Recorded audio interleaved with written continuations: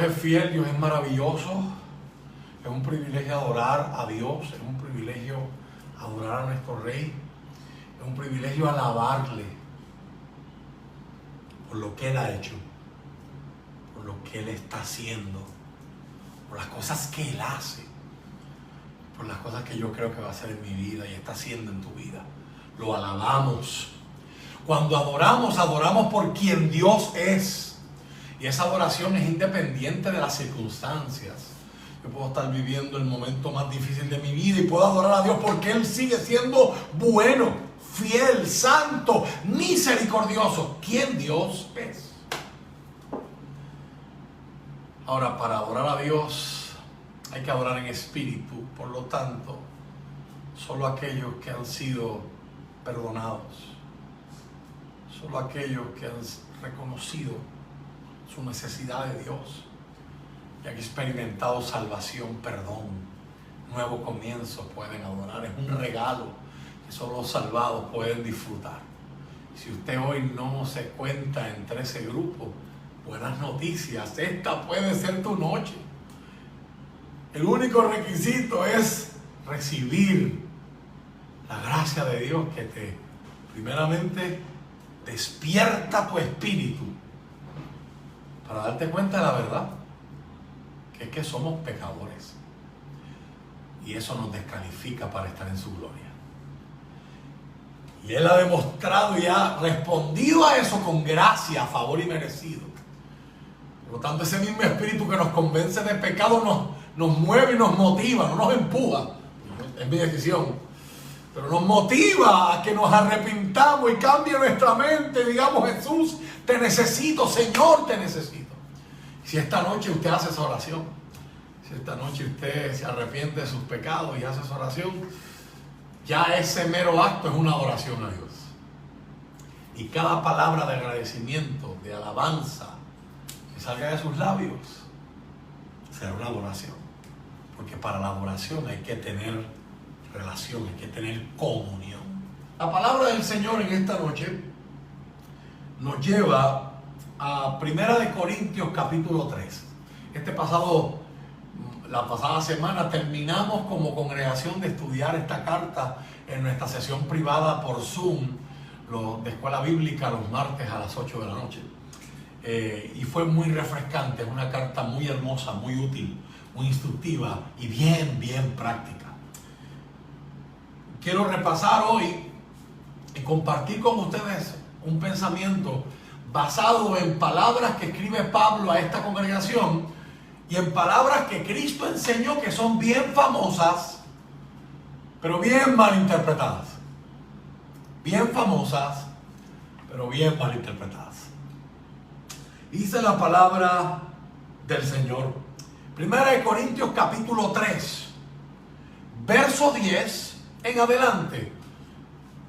Por la gracia que Dios me dio, yo eché los cimientos como un experto en construcción. La Reina Valera dice, como un perito arquitecto.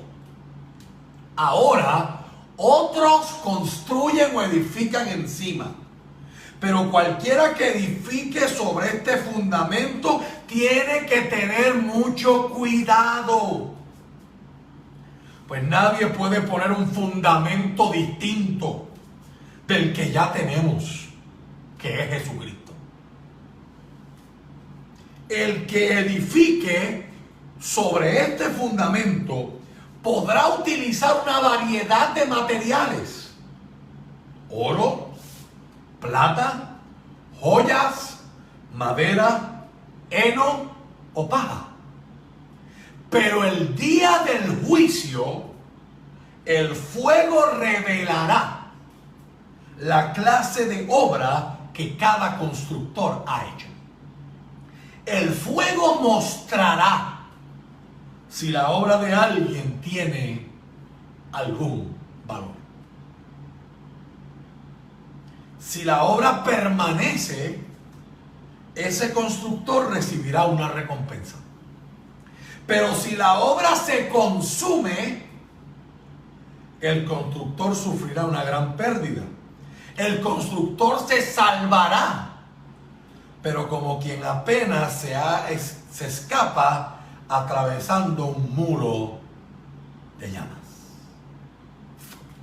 Que el Señor añada bendición a esta palabra. Esta palabra yo la quiero complementar con la expresión bien famosa de Jesús: a todo aquel que oye mis palabras y las hace. Le voy a comparar, ya usted sabe, estuvimos varias semanas hablando de las parábolas de Cristo, que muchas de ellas son símiles, son comparaciones. Otras son historias de la vida cotidiana de aquel tiempo que Jesús las pronuncia, provocando pensamiento, reflexión, introspección, y que la gente entienda una verdad espiritual, una verdad del reino de Dios. Todo el que oye mis palabras y las pone en práctica. Le compararé a un hombre sabio y prudente que edificó su casa sobre la roca. Vinieron vientos, inundaciones, muchas lluvias, pero aquella casa permaneció. El hombre que me oye mis palabras pero no las hace, le compararé a un hombre insensato, necio, dice otra traducción, que construyó su casa sobre la arena. Y vinieron los mismos elementos: lluvias fuertes, lluvias torrenciales, vientos fuertes, inundaciones de ríos. Y la casa de aquel hombre cayó, y fue grande su ruina. Hoy yo quiero juntar varias porciones de la palabra por el elemento común denominador y preguntarte: ¿cómo estás construyendo? ¿Dónde estás construyendo? Hay preguntas que son pertinentes y relevantes, pero esta pregunta es importante. Hay cosas urgentes hoy. Hay cosas urgentes como en la nevera, pues hay que salir corriendo si no hay, o hay arroz y yo llegué a cocinar en el trabajo y si no hay, pues hay que salir a buscar. Eso es urgente. Pero no es importante, porque la mayoría de nosotros hoy día tenemos que dar gracias a Dios, porque si no hay X elemento para comer, hay Y. Y la mayoría de nosotros, si no queremos cocinar, y esto lo estoy diciendo como un ejemplo, por si alguna esposa o algún esposo va a mirar al esposo, o la esposa va a mirar al esposo, va a decir: yo creo que Dios me está hablando para que no cocine esta noche y mandemos a buscar delivery. No me metan a mí en esos asuntos, ¿verdad? No son asuntos personales. Pero gracias a Dios, podemos quejarnos todo lo que queramos, pero a ninguno en Puerto Rico nos falta la opción de comer. Tenemos opciones para comer. Y el que más, el que menos, quizás no tienes arroz hoy porque se te olvidó comprar, pero hay latas, hay potes con algo ahí. Desde un espagueti, donde algunos dicen que sale un monstruo volador, pero eso es otro tema de la predicación, hasta X número, hasta leftovers, hasta sobras de días anteriores, ¿verdad? Que podemos comer. Esas son preguntas urgentes, necesarias. Pero cuando yo hablo de pregunta importante, estoy hablando de preguntas que tienen consecuencias no solamente hoy, sino para la eternidad. Son preguntas que requieren que uno meta el freno, uno haga una pausa, uno diga: espérate, esto yo tengo que pensarlo bien. Así de importante, tengo que pensarlo bien. Voy a explicar primeramente el contexto de lo que Cristo enseña, aunque lo cité en segundo lugar, para luego ir a lo que leímos de Pablo, porque las dos convergen, las dos llegan al mismo punto. La Biblia dice, y la Biblia nos enseña, que la cultura hebrea tenía un rito para el desposorio. Usted dice: ¿cómo? ¿Dónde la Biblia enseña eso? Bueno, se hace referencia, si usted va a la historia de Navidades, se nos dice que cuando el ángel le anuncia a María que iba a quedar embarazada, ya estaba desposada. No dice que era la esposa de José, dice que estaba desposada. En Juan capítulo 14 encontramos que Jesús cita verbatim, palabra en latín que significa palabra por palabra, una ceremonia de bodas tal como los judíos la hacían, donde el novio se comprometía usando al papá como sacerdote, a su suegro, el papá de la novia. ¿Cómo era que sucedía esto? Si usted no conoce de la cultura hebrea, los hombres están cosechando, están siendo artesanos, están fabricando cosas, están criando animales y van a tener tiempo donde en diferentes momentos del año van a ir por diferentes aldeas a ofrecer sus productos en lo que se llamaban, y lo que se llaman o se llamaban en un tiempo atrás en Puerto Rico, las famosas plazas del mercado, que eran el centro de la actividad económica antes que llegaran los centros comerciales o los moles que mataron todos los cascos urbanos, ¿verdad? Y bueno, hay gente que hoy habla de que eso se está volviendo a revertir y que hay moles en el mundo que van a terminar vacíos y la gente está volviendo otra vez a los centros urbanos. Bueno, eso es otro tema que está en otra planificación, eso allá los planificadores, los sociólogos, los demógrafos con esos asuntos. Pero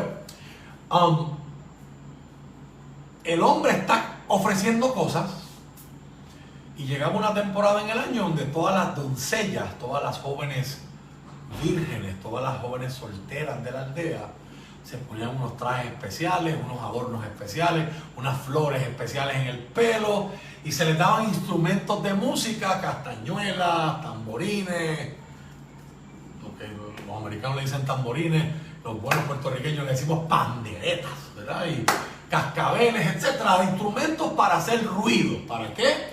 Para llamar la atención, ¿verdad? La mujer, sea por construcción social o sea por diseño, siempre ha buscado cómo llamar la atención del hombre y los hombres de las mujeres, ¿verdad? Estamos en el siglo XXI.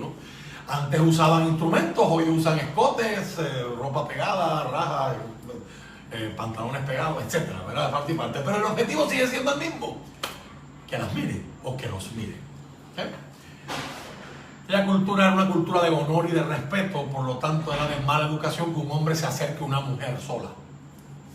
Eso de arroz que carne hay, si caminas, si cocinas como caminas, eso lo que podía coger era una lluvia de pedradas y lo podían asesinar, no podía volver, ¿verdad? O si lo dejaban vivo no podía volver a vender en esa, o sea, se cortaba las patas a nivel de comerciante. ¿Qué era lo correcto? El hombre que veía una muchacha que le llamaba la atención tenía que empezar a preguntar quiénes eran los papás, y él iba donde los papás les hacía un regalo, una ofrenda para presentarse. Y si esa ofrenda y si el porte era del agrado del padre, la madre del muchacho, el joven se ganaba el derecho de comenzar a visitar a la muchacha. No es para buscársela y llevársela al cine, esas son cosas de hoy. Para visitarla en la casa, frente a la mamá que supervisaba las visitas. O la mamá era la experta en relaciones, ya que ella pasó por la experiencia de dejar su hogar para ir a vivir con su esposo y acostumbrarse a una nueva familia. Una vez que la visita terminaba, la mamá, que había estado observando las interacciones, conoce a su hija, sabe si su hija está feliz o no, entrevistaba a su hija: ¿cómo ese hombre te hace sentir? ¿Qué cosas te preocupan? Y en esos diálogos llegaba el momento, si la muchacha estaba de acuerdo, hay gente que piensa que los matrimonios en Israel eran arreglados por los papás. Eso ocurrirá en la India y en otras culturas, pero en Israel la mujer tenía voz y voto, aunque era una cultura patriarcal. Una vez que la mamá le daba el visto bueno al papá, el papá actuaba como sacerdote, y frente al papá y a la mamá, ese hombre se desposaba con su novia y le decía las palabras que Jesús le dijo a los discípulos en Juan capítulo 14, que muchos ven una unión simbólica, un desposamiento simbólico entre Jesús y los que fundarían su iglesia, la novia de Cristo. Como dice Apocalipsis capítulo 19, Jesús le dijo: en la casa de mi Padre muchos cuartos, muchas moradas, mucho espacio hay. Voy pues a preparar lugar para ti. Y si me fuere y prepararé el lugar para ti, luego vendré y te tomaré a mí mismo, para que donde yo estoy, tú también estés. Jesús le dice eso a los discípulos, y al decírselo al discípulo se lo está diciendo a la iglesia, al pueblo de Dios. Una vez que esa ceremonia finalizaba, el novio, ahora desposado, besaba a la novia y se tenía que despedir de ella. Y no podía volver a aparecerse por la casa de la novia ni de los papás hasta que él no terminara su morada. A nosotros en nuestro sistema capitalista nos gusta interpretar la Biblia de acuerdo a nuestros constructos y que obviamente nadie va para una choza celestial, todo el mundo quiere ir a mansiones celestiales. Yo me crié escuchando un señor que hace mucho tiempo que mora con el Señor, que él decía en la iglesia, cada vez que le daban una parte en el micrófono, él decía: en el cielo yo quiero estar, así sea para barrer la calle. Tenía una perspectiva correcta acerca del cielo, ¿verdad? Hay gente que quiere ir al cielo por todas las razones, menos la importante, por Dios. Yo quiero ir porque allí no se muere, yo quiero ir porque allí no hay enfermedades, yo quiero ir porque me dijeron que van a haber cruceros grandísimos y van a haber fuentes de Nutella y la gente va a volar. Esas son cosas excelentes, pero no es la razón para no querer ir al cielo. Eso es otro tema todavía. La idea es, el hombre tenía que irse a construir. Y muchas veces lo que nos demuestra la arqueología y la historia es que lo que hacían esos jóvenes era que en la casa de sus papás hacían 3 paredes adicionales y formaban un apartamento, un cuarto dentro de la casa de los papás. Y hoy día usted va a ciudades como Corazín, por ejemplo. Yo tuve la oportunidad de visitarla en el año 2008 como parte de mis estudios, y ahí usted puede ver las ruinas de unos complejos que parecen ser apartamentos, pero los arqueólogos se dieron cuenta que había una casa principal y luego los hijos fueron añadiendo. Y hoy día a ese complejo se le llaman ínsulas. Si a usted no le interesa la historia, no dije nada, no se preocupe. ¿Okay? La idea es, el hijo tiene que construir. Ahora, ahí es donde entra la parábola que Jesús hace, a la que yo hice referencia. En Israel, toda la tierra, al igual que en Puerto Rico, debajo de la tierra, los que son agrónomos, los que son ingenieros, conocen, hablan de lo que se llama el famoso topsoil, el terreno idóneo para sembrar, el donde usted y yo caminamos, es el que se va con las escorrentías de las lluvias en erosiones, etcétera.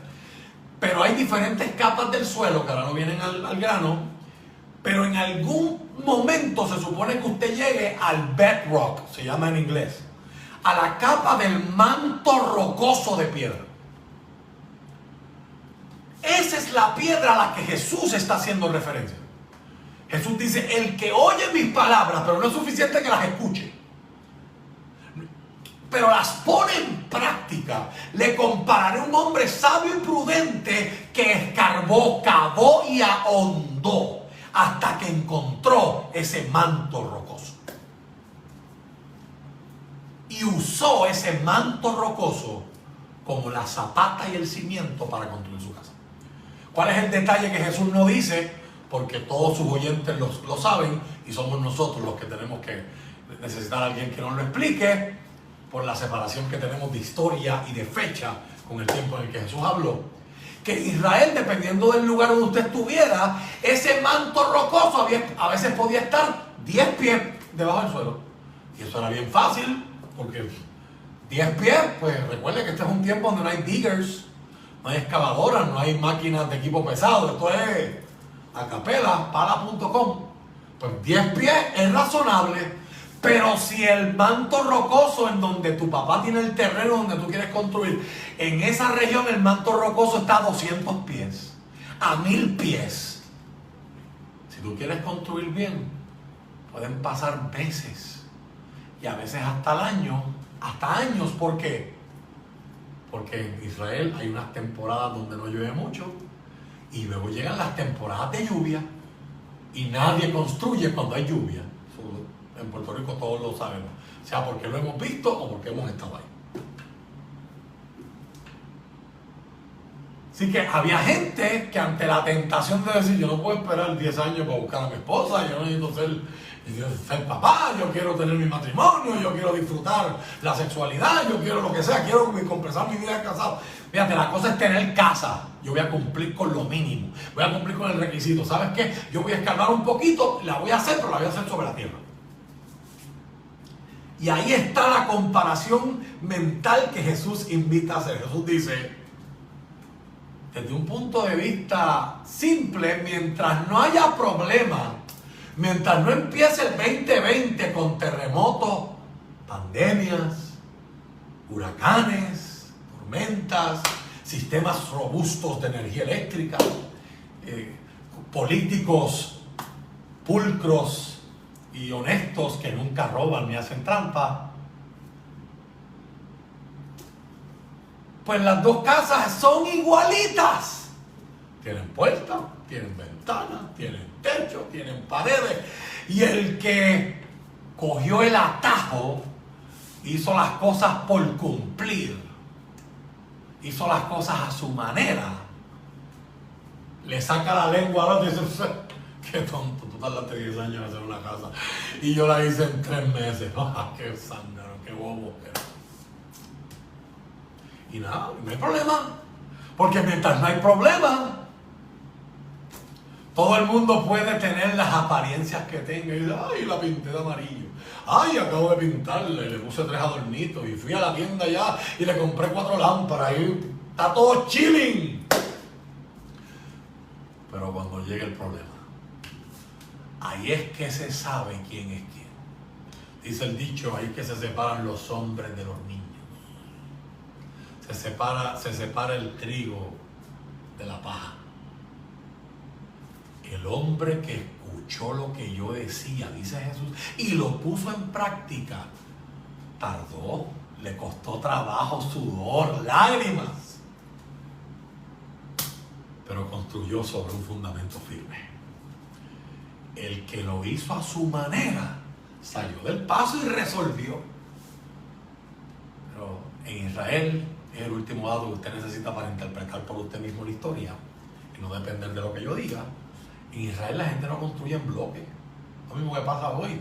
O sea, nosotros vemos que dicen que viene por ahí una tormenta y pues la gente entra en ansiedad porque pues tenemos a María y a Irma fresca, sabemos que se nos va a ir la luz y entre otras cosas que sabemos que son incomodidades, pero nadie piensa, Dios mío, me voy a morir, porque en Puerto Rico la mayoría de la gente ha aprendido y ha construido de cemento y los códigos de construcción están bien por allá arriba. Nuestros hermanos en los Estados Unidos, lamentablemente, con todos los adelantos que tengan, ¿verdad? Y mis excusas para los que nos están viendo allá afuera, pues construyen por la nieve, construyen por el clima, porque si son en la Florida están sobre un pantano, que eso tú no le puedes poner peso, pues se hunde, etcétera. Diferentes razones por las que los ingenieros han tenido que navegar y darles la vuelta. Y de momento tú tienes casas hermosas, varios cientos de miles de dólares, y las coge un tornado, las coge un huracán y las hace nada, porque es madera, porque es gypsum board, porque es plywood, porque es lo que sea. Sería un paralelismo más o menos con el nuestro. Pero lo que yo quiero que usted entienda es, la clave de Jesús está en el fundamento. En Israel las casas se hacían de barro cocido. Se cocinaba, se calentaba la tierra, se entretejía con raíces, hebras, diferentes otros materiales para darle un poco de sostén, y eso se secaba, se curaba, y eso era la pared. Pero es barro, sigue siendo tierra. ¿Qué pasa? Tan pronto eso se moja, se recubría con techos que le ponían un liner, una capa de lona, que muchos creen que a eso se dedicaba el apóstol Pablo. Era un artesano que cosía las lonas que se ponían como los selladores de techo, de los techos originales, y eso se cubría con pencas, con raíces, porque usted ve que Jesús está en una casa en Capernaum y dice que 4 amigos rompieron el techo. Si usted interpreta eso como Puerto Rico en el año 2020, pues usted se va a imaginar que los 4 amigos eran 4 carpinteros, tú sabes, era homedepot.com, tú sabes, un hacho, la ferretería que sea, y uno andaba con chip y hammer, y el otro andaba con calador y con disco, y con el disco de diamante, y con la pulidora aquel, y rompieron el techo, pues son unos caballos. Entonces, no, era fácil romper un techo, porque realmente era separar cosas, y así mismo se reparaba fácil. El hombre que no pasó trabajo, que no escuchó, tomó atajos y lo hizo como él quiso. La tentación más grande que enfrenta usted y que enfrento yo hoy, en el siglo donde lo que impera, mejor dicho, es un culto al yo. Yo soy la verdad. Y la verdad es lo que yo diga que es la verdad. Y eso está chévere, pero yo lo voy a hacer como yo quiera, cuando yo quiera. Es que mucha gente escucha las palabras que Jesús dice, pero no todo el mundo las pone en práctica.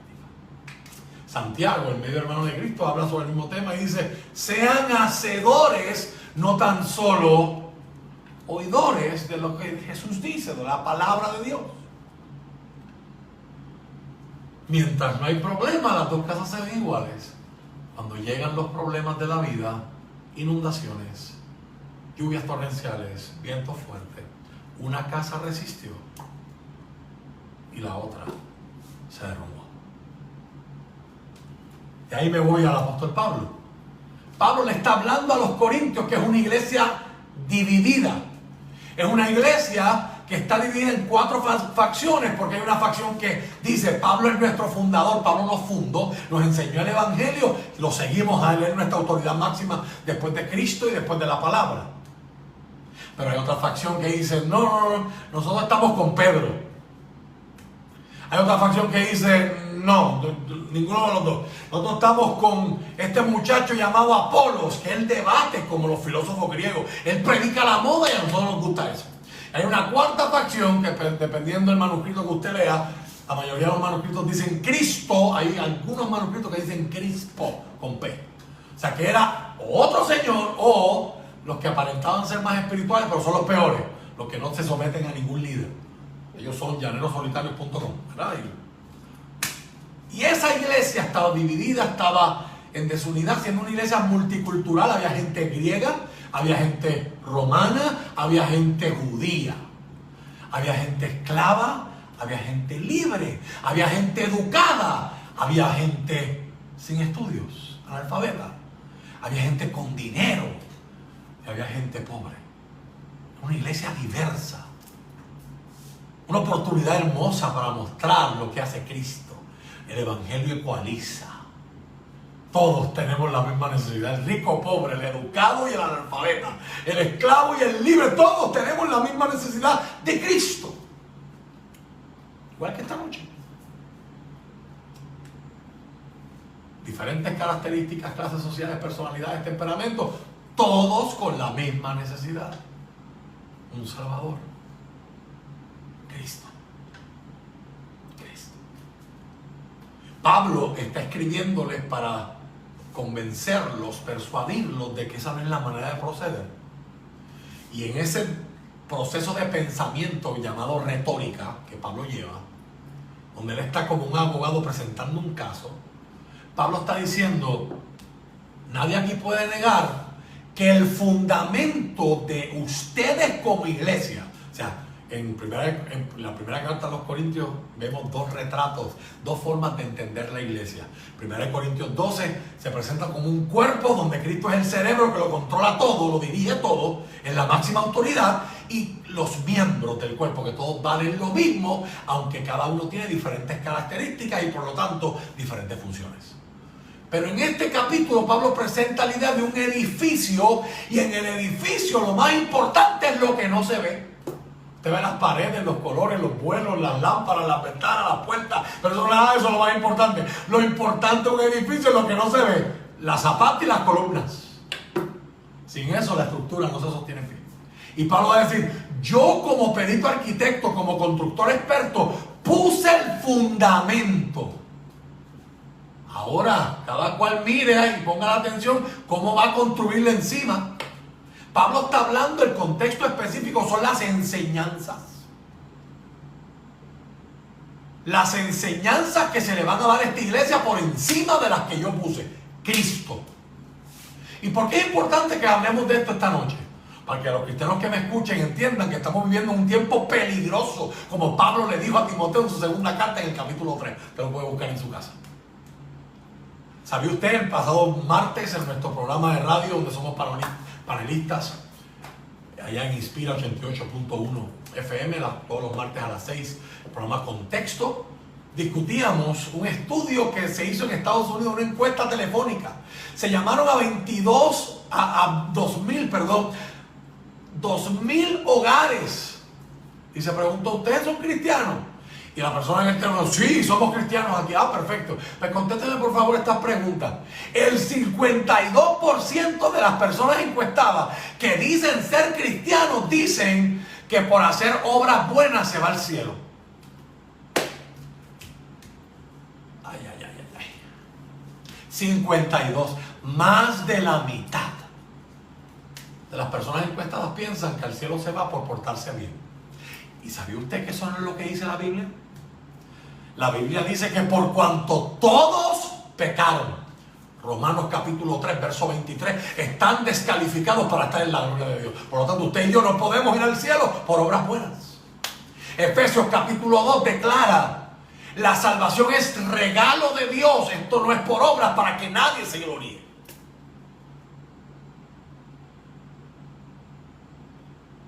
La paga del pecado, Romanos 6:23, es muerte, pero el regalo de Dios es vida eterna a través de Cristo Jesús. Romanos capítulo 10, verso 9 y verso 11. En esto consiste la salvación, Pablo lo dice categóricamente, en que si confesares con tus labios que Jesucristo es el Señor y creyeres en tu corazón que Dios le levantó entre los muertos, serás salvo, porque con el corazón se cree para justicia, pero con la boca se confiesa para salvación. Sé que lo que voy a decir ahora y lo que estoy diciendo no es popular, porque nuestro mundo, a través de la nueva era, esta mezcolanza de ideas en este melting pot que nos han hecho pensar, que nos dicen que todo es válido, nos quieren decir, no, es que Jesús es uno de los caminos para llegar a la salvación o llegar a Dios. Pero hay más. Ustedes no pueden ser exclusivistas, ni arrogantes, ni esto. Hay más. Hay está Buda, está Mahoma, está el monstruo del espagueti volador, está lo que sea. Eso es lo que dice la Biblia. Quizás decir esto me hace anticuado, me hace poco popular, me hace perder likes y corazoncitos, pero este es el fundamento y yo quiero permanecer en el fundamento. Si me quieren decir fundamentalista porque creo en el fundamento, pues fundamentalista no tiene que ver con eso tiene su connotación teológica e histórica, pero eso es otro tema de toda la predicación. Jesucristo dijo, yo soy el camino, yo soy la verdad, yo soy la vida. Él no dijo, yo soy un camino, yo soy una verdad, yo soy una vida. Así que Pablo está diciendo, ya el fundamento está puesto. Si usted no predica a Jesús, usted está fuera del fundamento. Estamos viviendo tiempos peligrosos, mi hermano. Gente irresponsable que se atreve a predicar en las redes, diciendo que hay gente que se ha muerto de COVID porque no están bajo su cobertura, cuando la Biblia nunca habla de cobertura, ni habla de esas cosas. Yo no quiero entrar en muchos detalles porque esto lo está viendo gente que no son cristianas. Yo no quiero darle promoción a esas cosas que no debían jamás haberse predicado en un altar, ni mucho menos por una transmisión como esta.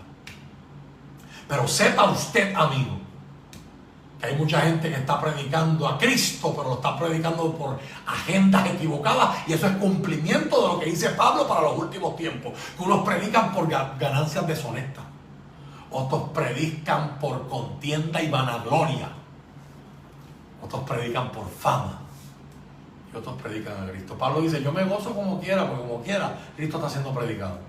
Hay gente que se va a encontrar con Cristo. Y cuando tú te encuentras con Cristo, recibes el Espíritu Santo, que dice la Biblia, que te guía a toda verdad y a toda justicia. Si usted está escuchando esto y la palabra a la que usted se está exponiendo no es verdad y no es justa, póngase a escudriñar la Escritura, si usted es creyente. Pero ahí está el gran problema. Tenemos más medios que nunca, más oportunidades que nunca, y hay gente que está leyendo la Biblia menos que nunca y estudiando la palabra menos que nunca. Por lo tanto, cualquiera se para por ahí y dice tres cosas y dice, ay, qué lindo suena eso. Ayúdate que yo te ayudaré, dice la palabra. Embuste, eso no lo dice la Biblia. Al que madruga, Dios lo ayuda. Tampoco lo dice la Biblia. Y así por el estilo hay un montón de cosas que la gente dice por ahí, que Dios dice que no son. Pablo está hablando de las enseñanzas, ese es el contexto. Cada cual mire cómo va a poner esos bloques. No se salgan del fundamento, se cae en la pared si construyes fuera del fundamento. Pero a la luz de lo que yo hablé de Cristo, esta palabra también se puede utilizar para hablar de las obras. Pablo dice, construyendo en el fundamento, como quiera, hay dos formas de construir. Algunos construyen con materiales caros. Otros construyen con materiales baratos. Heno, paja y madera. Baratísimo. ¿Cuál es el problema? Ninguno. Es una casa, qué linda. Mientras no haya fuego. Cuando llegue el fuego es el agente de juicio, según Pablo. Pablo está hablando cosas que son simbólicas y escatológicas. Recuerde que en la Biblia hay un paralelismo entre la expresión juicio y la expresión fuego. Recuerde, Juan el Bautista dijo, el que viene detrás de mí, que yo lo que hago es anunciándolo, pero yo no soy digno ni de amarrarle el gavete, si fuéramos a traducirlo y a contextualizarlo hoy. Si yo no soy digno ni de amarrarle los gavetes, yo bautizo en agua, pero él bautizará en Espíritu Santo y fuego. Ese fuego de ahí, aunque mucha gente piensa que es fuego. No es ese fuego. Es fuego de juicio, es fuego de transformación. Hay un montón de gente que habla, canta y todo el mundo todo el tiempo se hablando de fuego, candela, fuego, y nunca cambian. Por eso es que hay tanta gente confundida, porque los que hablan de fuego siguen igual, y el fuego, todo lo que toca lo hace diferente, lo transforma. Yo creo en el fuego, creo en el poder, y esto no es hablarlo, esto es vivirlo, pero el poder transforma. Si usted conoce a alguien, como yo dije hace unos años en la iglesia esto, y hubo personas que se molestaron, pero yo dije, el fuego y la fiebre, los dos, si usted los toca, se sienten calientes. No es lo mismo. La fiebre es un proceso de enfermedad, el fuego transforma. Hay gente que, Dios mío, fulano está encendido, pero no cambia. Pues no es fuego, es fiebre. Está emocionado. Eso no es nada de malo. Pero en Cristo hay transformación. Usted emociónese, pero cambie. Emociónese, pero siga a Jesús. Emociónese, pero ponga en práctica las palabras que dijo Cristo. Construye en la roca, no construyas en la arena. Y así mismo, construir con paja, heno y madera es mucho más barato que construir con oro, plata y con piedras preciosas. Pero Pablo dice, el día del juicio se pasará examen. Y el examen será un fuego, un juicio, no sabemos. Y Pablo dice, solo una construcción sobrevivirá. Y note que no está hablando de salvación, porque dice que como están construyendo en Cristo, aún los que construyen en Cristo de forma errónea se salvan. Pero salen humeando como alguien que acaba de pasar por un muro de fuego, escapando del fuego. Raspa un laude, quizás dirían algunos por ahí.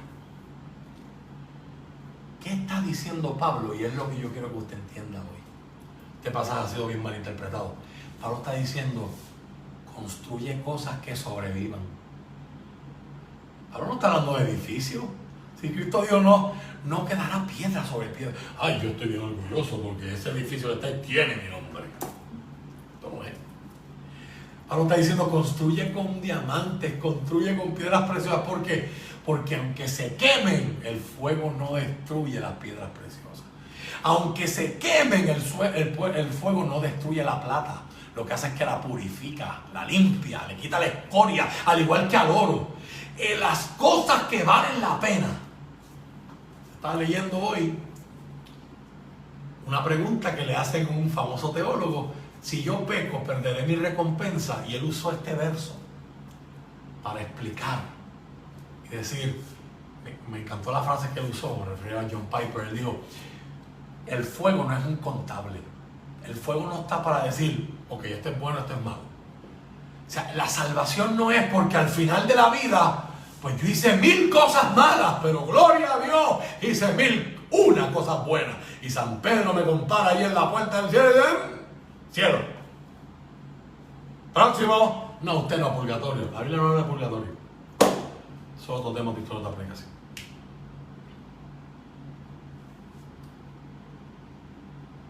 La Biblia no dice eso. La La Biblia dice que la salvación es en Cristo, por relación con Dios a través de Cristo, por fe en Cristo. Y Cristo dijo que aún el que le dé un vaso de agua fría a un predicador tendrá su recompensa. Así que construir con oro, plata y piedras preciosas no significa hacer grandes hazañas. Significa hacer cosas buenas que perduren. Hay cosas que usted ha hecho esta semana por gente que han sido buenas y pueden pasar años y esa persona se va a acordar. Se va a acordar de cómo tú le serviste, aún haciendo tu trabajo, de que fuiste respetuoso, de que fuiste atento, de que no te pusiste una careta de Doña Florinda cuando te dijeron buenos días. Tú dijiste, ¿qué quieren de bueno? No. Que diste la milla extra. Que hiciste bien sin pensar en qué puertas me puede abrir o a ver si se lo dice al otro, a ver si me sube el sueldo. No. Ya esa es tu recompensa.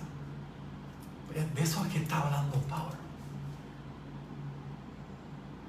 ¿Cómo estás construyendo, amada iglesia? Amado amigo, amado hombre, amada mujer, amado joven, que estás construyendo, empezando a tomar decisiones importantes en tu vida. ¿Cómo estás construyendo?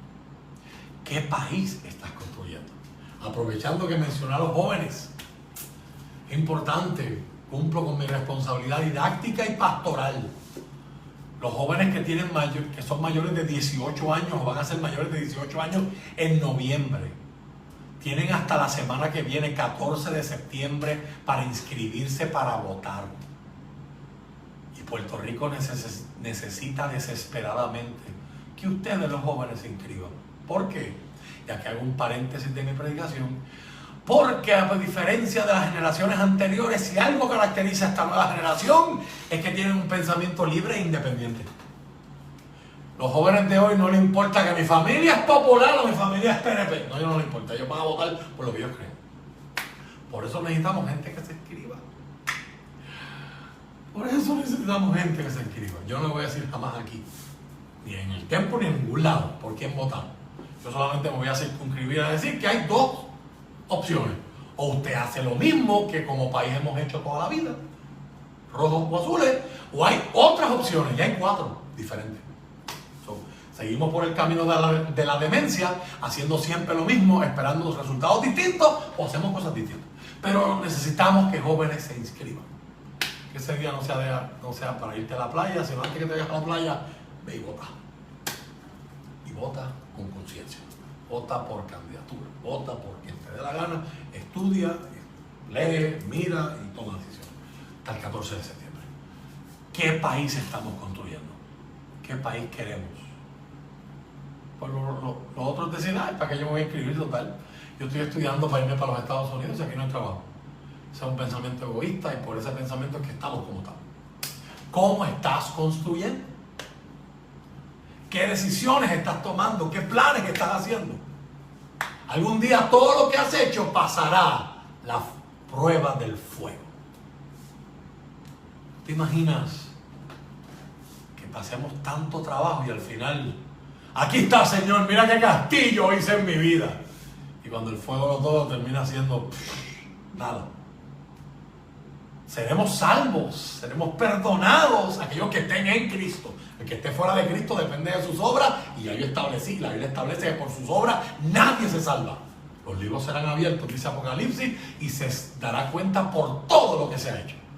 Hay muchos que no han tenido justicia, tendrán justicia. Ay, olvídese de fe, olvídese de la oficina de ética, olvídese los que se salen con la suya en nuestras instituciones corruptas. Aquí no se van a poder salir con la suya. Allí estarán frente al juez, al Rey de Reyes y Señor de Señores, Jesucristo. Día maravilloso, que usted no se lo va a perder. El problema es de qué lado va a estar. Ahora tú tienes a Jesús como abogado, dice Primera de Juan. Si pecamos, tenemos a Jesucristo como abogado con el Padre. Ese día se habrá acabado el tiempo de Jesús como abogado.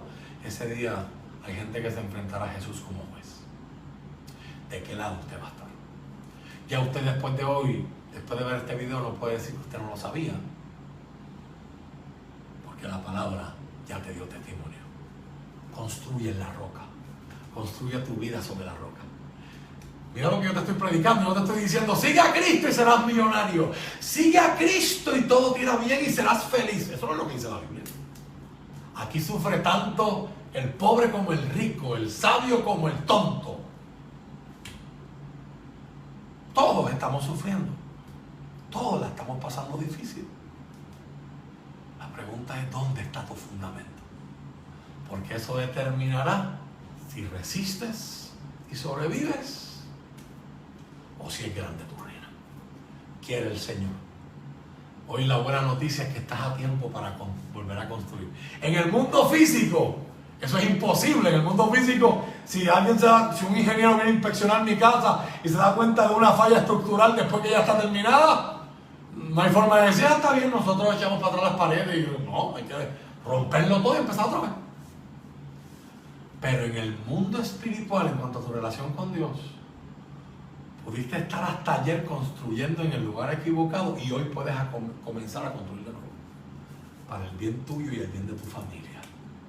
Para que cuando vengan las tormentas, las inundaciones, los vientos fuertes, los aguaceros de la vida, nuestra casa no caiga. ¿Dónde construyes y con qué materiales estás construyendo? Que el Señor nos bendiga esta noche. Que el Señor nos haga reflexionar esta noche. Y ojalá que esta sea noche de pedir perdón. Esta sea noche de reflexión y decir, Señor, me estoy esforzando por cosas que no tienen ningún valor. Y no le estoy dando tiempo a las que sí los tienen. Espíritu Santo, he predicado tu palabra como tú me la diste. Multiplícala, Señor. Úsala. Úsala para convencernos, para acercarnos, para compungirnos, Señor. Y que esta noche pueda ser una noche de arrepentimiento, pueda ser una noche donde gente diga a la distancia, pastor, yo necesito a Dios, yo estoy construyendo mal. Pastor, no quiero seguir construyendo por lo fácil, no quiero seguir tomando decisiones basadas porque es lo más conveniente en el momento. Quiero vivir para lo eterno, quiero hacer lo correcto, aunque cueste trabajo, aunque tenga que sudar más, aunque me digan tonto y anticuado. Quiero construir en el lugar correcto y con los materiales que sobrevivan la prueba del fuego, para que sea grande mi recompensa. He aquí yo vengo pronto y mi galardón conmigo, para darle a cada uno, según sea su obra. Así nos ayude Dios. Que Dios te bendiga en esta noche. Gracias por conectarte. En esta hora, Padre, presento a todos los que han pedido la oración. De donde yo estoy no alcanzo a ver los comentarios, pero ahora lo voy a hacer. Señor, bendice a todos los que están enfermos. Bendice a todos los que han pedido alguna petición de oración. Los levantamos delante de ti. En el nombre de Jesús. Amén. Amén.